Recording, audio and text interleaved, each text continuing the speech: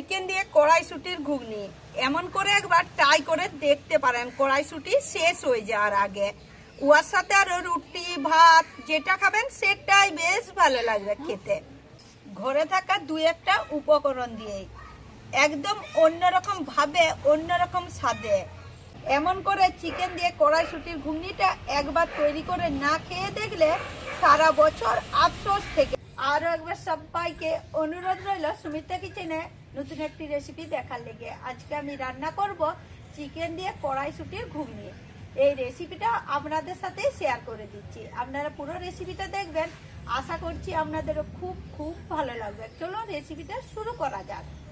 বন্ধুরা, চিকেন দিয়ে কড়াইশুটি ঘুগনি রান্না করব বলে এখানে আমি হাড় ছাড়া চিকেন নিয়েছি, আর চিকেনটা একদম ছোট ছোট করে কেটে ধুয়ে নিয়েছি। আর কড়াইশুটি নিয়েছি দেখুন, একটু মোটা মোটা যে কড়াইশুটিগুলো হয়ে যায় ওইগুলা নিয়েছি, ওইগুলা বেশ সুন্দর করে ছাড়িয়ে দিয়েছি। আমি আমার পরিমাণ মতো নিয়েছি। প্রথমে কড়াইশুটিগুলো সিদ্ধ করে নেব। জল এগুলা সিদ্ধ করতে খুব বেশি টাইম লাগে না।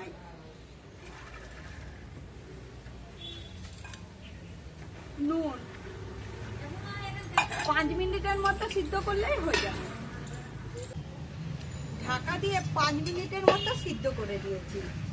কড়াইশুটি ঢাকা দিয়ে সিদ্ধ করারও দরকার নাই, মাংসের সঙ্গে কষতে কষতেই সিদ্ধ হয়ে যায়। এরপর একটা জামাটির মধ্যে ঢেলে দিচ্ছি।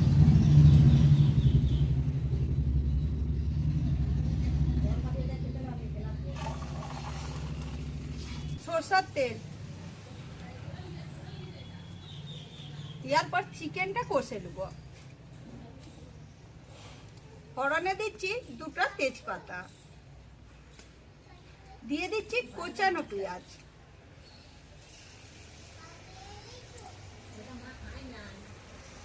দিচ্ছি গোটা 4 কাঁচা লঙ্কা, গোটা 6-7 বিলাতি কুচি। প্রথমে এগুলো একটু নেড়ে চেড়ে ভেজে দিচ্ছি। পেঁয়াজ আর বিলাতিটা একটুকু ভেজে দেওয়ার পর দিয়ে দিচ্ছি চিকেনটা। এই চিকেনটা দিয়েও একটুকু নেড়ে চেড়ে ভেজে দিচ্ছি 2-1 মিনিটের মতো। চিকেনটা দেওয়ার পরও 2 মিনিটের মতো ভেজে নিয়েছি। এরপর দিয়ে দিচ্ছি আদা রসুন বাটা, দিয়ে দিচ্ছি হলুদ গুঁড়া, দিয়ে দিচ্ছি জিরা গুঁড়া, দিয়ে দিচ্ছি ধনা গুঁড়া,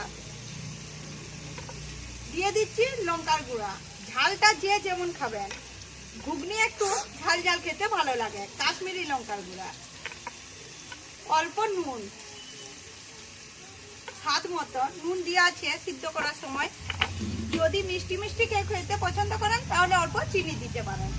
অল্প জল দিয়ে বেশ সুন্দর করে মাংসটা কষে দিচ্ছি।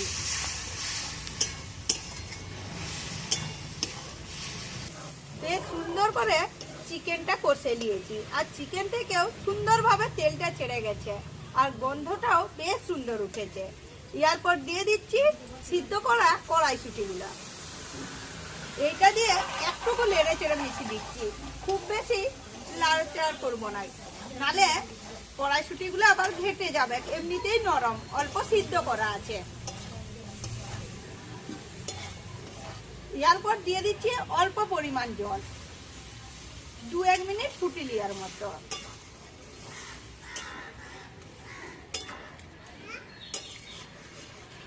কড়াইশুটির ঘুগনিটা ফুটতে ফুটতে এইদিকে আমি একটা বাটির মধ্যে নিয়ে নিচ্ছি 1 চামচ কর্ন পাউডার। ইয়ার সাথে অল্প জল দিয়ে দিই, বেশ সুন্দর করে গুলে আর ওই কড়াইশুটির ঘুগনির সঙ্গে দিয়ে দিচ্ছি। কারণ আমি তো আলু দিই না এখানে, সেই লেগে ঘুগনিটা বেশ মাখা মাখা হবে না। আর এইরকম কর্ন পাউডার 1 চামচের মতো গুলে দিয়ে দিলে ঘুগনিটা বেশ সুন্দর মাখা মাখা হয়ে যাবে। যারা আলু খেতে পছন্দ করেন নাই তারা এইভাবে ঘুগনি করে খেয়ে দেবেন শুধু মটরের, তাহলে বেশ সুন্দর মাখা মাখা হয়ে যাবে। একটু নেড়ে চেড়ে মিশিয়ে দিচ্ছি। কর্ন পাউডারটা দিয়ে এইভাবে নেড়ে চেড়ে 1 মিনিটের মতো ফুটিয়ে নিয়েছি, আর এখানে বেশ সুন্দর করে কড়াইশুটির ঘুগনিটা তৈরি হয়ে গেছে। এরপর দিয়ে দিচ্ছি ধনে পাতা কুচি, আপনারা চাইলে মেথি পাতাও দিতে পারেন। আরো দিয়ে দিচ্ছি গরম মশলার গুঁড়া, আপনারা চাইলে গোটা গরম মশলাও দিতে পারেন। এরপর লেড়ে চেড়ে বেশ সুন্দর করে ঢেলে নিব।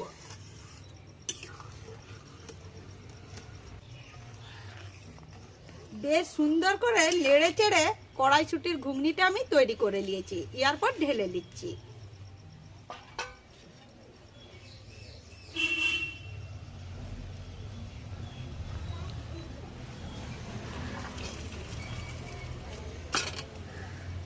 বন্ধুরা, আজকে আমি রাত্রে রুটি খাওয়ার লেগে চিকেন দিয়ে কড়াইশুঁটির ঘুগনিটা তৈরি করেছি। এখন তো রুটি হয় নাই, সেই লেগে আমি কেমন তৈরি করেছি শুধু মুখে খেয়ে বলছি।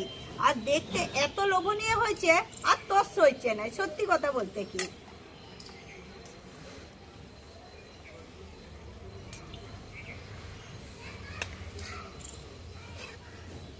রংটাও যেমন দেখতে হয়েছে, গন্ধটা বেশ সুন্দর বেরিয়েছে।